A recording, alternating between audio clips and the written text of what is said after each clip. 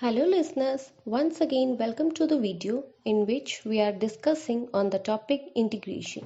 In this video, we will solve some numeric problems based on integration. In this second part of the topic integration. For videos of integration part 1 and other topics, links are given in the description box below this video. अब question start करने से पहले मैं कुछ और important formulas हैं जो बताना चाहती हूँ। जैसे हमने differentiation of integration of f of x d x, हमने किसी फंक्शन को पहले इंटीग्रेट किया फिर उसको डिफरेंशिएट किया, तो इससे इसका इफेक्ट कैंसिल हो जाता है और हमें मिलता है एफ ऑफ एक्स। सेकेंड, जैसे हम कांस्टेंट को डिफरेंशिएशन में बाहर निकाल देते थे वैसे ही हम इंटीग्रेशन में भी कांस्टेंट को बाहर निकाल के फिर इंटीग्रेट करेंगे। Third, integration of f of x plus minus g of x d x. अब जैसे हम डिफरेंशिएशन में फंक्शंस को अलग अलग सेपरेटली लिख के फिर डिफरेंशिएट करते थे, इंटीग्रेशन में भी हम दोनों को सेपरेटली लिख के इंटीग्रेट करेंगे। फोर्थ, ये एक डायरेक्ट फॉर्मूले की तरह है, F dash of X upon F of X into D of X का होता है log F of x plus C. इसका मतलब ये कि जब किसी फंक्शन का अगर आप देखो डिनोमिनेटर में वो फंक्शन है, उसका डिफरेंशिएशन अगर आप देख रहे हैं कि अगर जब हम इस फंक्शन को डिफरेंशिएट करते हैं उसका डिफरेंशिएशन हमें यहाँ न्यूमरेटर में मिल रहा है, तब इसका डायरेक्ट वैल्यू हो जाएगी log F of t. Okay, now will solve some questions. Evaluate the following. So first question है हमारा integration of 1 upon x cube d x. अब यहाँ देखो हमने ऐसा तो कोई फॉर्मूला ही नहीं पढ़ा है, तो यहाँ हम क्या करेंगे, मैं इसको x की पावर -3 dx लिख सकती हूँ क्योंकि हमारे पास x की पावर n का तो फॉर्मूला है। तो वो चीज अगर मैं वहां लिख दूं तो क्या है, इसका फॉर्मूला क्या होता है, x की पावर n+1 अपॉन n+1। तो n यहाँ पे हमारा है -3, तो आंसर क्या हो जाएगा, x की power n+1 upon n+1 plus सी।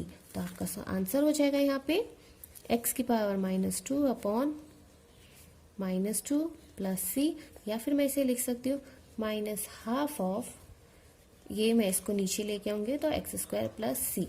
तो ये हमारा आंसर हो गया। Next second question, integration of 3 की power x dx।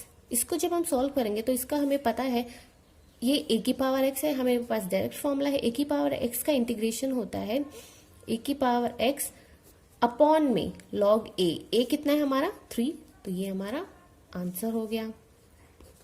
Third question, integration of 3x dx।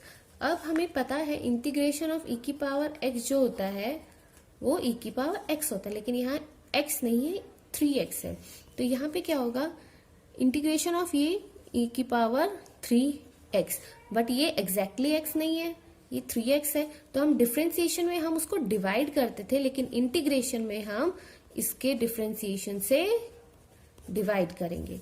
इसका मतलब ये 3 की power x upon differentiation of 3x क्या हो जाएगा 3 प्लस c, ये हमारा आंसर हो गया।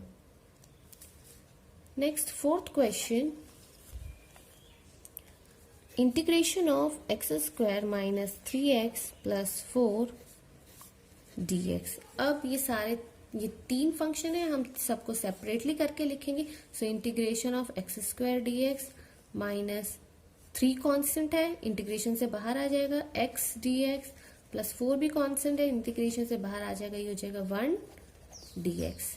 तो यहाँ ये हमारा हो गया x²। अब डायरेक्टली x की पावर n का जो हमारे पास फॉर्मूला है वो हम अप्लाई करेंगे, x की power n+1 upon n+1 minus 3 into, यहाँ पे भी सेम वही फॉर्मूला लगेगा, x की power n+1 upon n+1 plus 4 into यहाँ 1 का इंटीग्रेशन मतलब 1 इंटू dx मतलब dx। So integration of dx क्या होता है हमारा, डिफरेंशिएशन से इंटीग्रेशन का इफेक्ट कैंसिल हो गया, हमारे पास क्या बचा, ओनली x। तो ये हमारा x हो जाएगा plus c।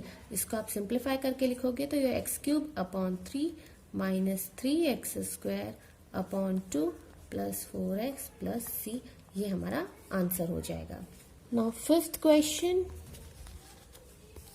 Integration of e की power x plus 3 cos x minus 4x² plus 2x plus 4 whole dx।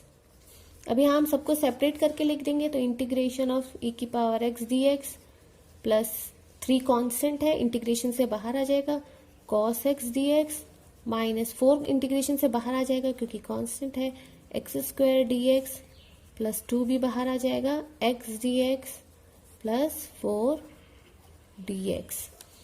अब इसका e की पावर x का हमारे पास डायरेक्ट फॉर्मूला e की पावर x होता है, cos x का हमारे पास डायरेक्ट फॉर्मूला है sin x होता है, माइनस 4, यहाँ पे भी x की पावर n का हम अप्लाई करेंगे तो x³ अपॉन में 3 हो जाएगा, प्लस 2 इंटू यहाँ पे x² अपॉन में 2 हो जाएगा, प्लस यहाँ 4 इंटू ये डिफ्रेंसिएशन से इंटीग्रेशन कैंसिल होके हमारे पास x बचेगा प्लस c, तो ये हमारा आंसर हो जाएगा। चलते हैं अगले क्वेश्चन की तरफ। Sixth question, integration of secant square 3x minus 2 dx। अब यहाँ आप देखिए हमारे पास ये डायरेक्ट फॉर्मूला इसका भी है कि सीकेंट स्क्वायर, इसको मैं x मान लेती हूँ, इस पूरे को मैं x मान लेती हूँ। सो सीकेंट स्क्वायर x का फॉर्मूला होता है, अब हमारे पास डिफरेंशिएशन है इसका, सीकेंट स्क्वायर x dx, ये हमारे पास होता है tan x, ठीक है, integration of secant square x tan x होता है, तो इसको मैं x मान लेती पूरे को, तो integration of secant square x क्या हो जाएगा, tan x की वैल्यू हमारी कितनी है 3x माइनस 2।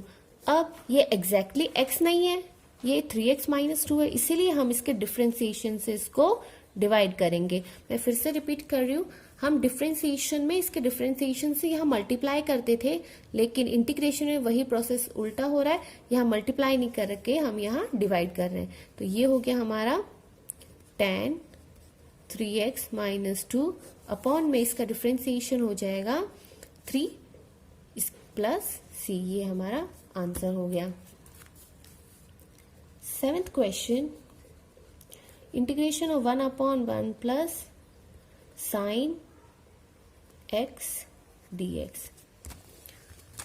अब इसको हम देखें 1/1 प्लस साइन x dx। अब यहाँ हमारे पास ऐसा कोई फॉर्मूला भी नहीं है, क्योंकि जो फॉर्मूले से हमारे साइन स्क्वायर, अगर ये 1 प्लस साइन स्क्वायर या कॉस स्क्वायर ऐसा कुछ होता तब हम देखते।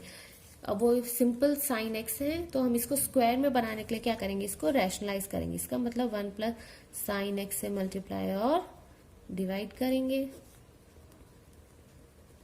यहाँ प्लस था, यहाँ माइनस था, इसलिए इसी टर्म को यहाँ साइन चेंज करके हमने मल्टीप्लाई और डिवाइड किया है।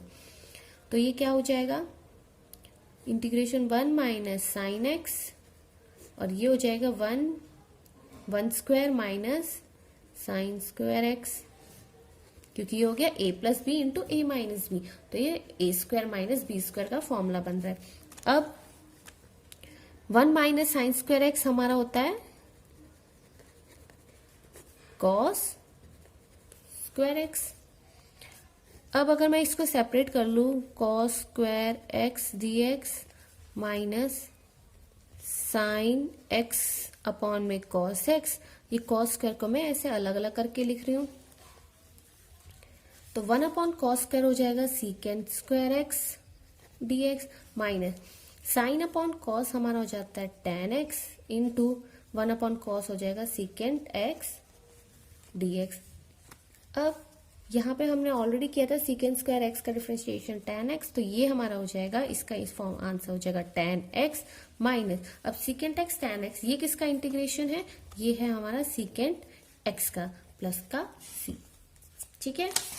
अब सेम वे 8th क्वेश्चन हम करेंगे, जिसमें हमारा 1/1 माइनस cos x dx है। तो यहाँ पे भी आप सेम उसी तरह करोगे, इसको रैशनलाइज कर लोगे जैसे हमने यहाँ किया है, बट यहाँ पे हम क्या करेंगे 1 माइनस cos x इंटू हम इसे 1 प्लस cos x से मल्टीप्लाई और डिवाइड कर लेंगे और सेम वे जैसे हमने ये सॉल्व किया था हम उसी तरह इसको